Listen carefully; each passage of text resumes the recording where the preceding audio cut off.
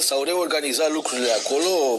Sigur că ieri a fost foarte multă înțelegere. Am auzit pe domnul Vâlnei, șeful unuia dintre sindicatele Poliției Române, care explică, domnule, e un eveniment trist, nu putem să venim să întristăm și noi mai mult. Adică omul s-a subordonat acelei situații, domnule, e un eveniment trist, asta e situația.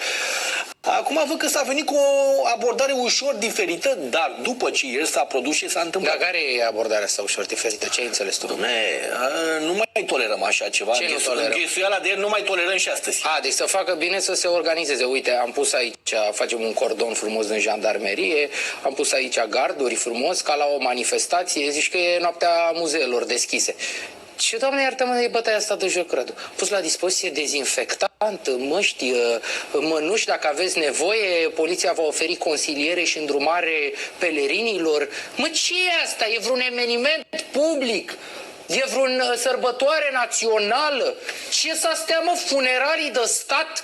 Ce, Doamne, iartă-mă, evenimentul acesta la care poliția română funcționează, împreună cu prietenilor de la jandarmerie, funcționează ca majordom. Deci vă rog, intrați către mormântarea domnului Emipian, nu înțeleg, dar vă rog, urmați-mă. Mergeți către aici. Deci luați agent principal, da. A mai venit un grup compact de pelerini la moaștele lui Emipian. Mă, am înnebunită tot. Deci ce să ia angajat? De regulă angajez o firmă de pază. În străinătate, când moare câte o vedetă de asta la Michael Jackson sau nu știu ce, comparația nu poate fi făcută, dar o forțez eu doar așa lui, dar niște scuze. Polițiștii eu din România. Familia angajează o firmă de pază, domne, care să protejeze intimitatea evenimentului. Familia angajează o firmă de pază, deci nu pe banii noștri, pe banii contribuabililor, pentru că acolo nu avem de-a face cu contribuabili. Oamenii de acolo bănuiesc că înțelegem cu toții evenimentul. Aici uite poliția la poartă. Sunt contribuabili, acolo sunt polițiștii pe banii noștri.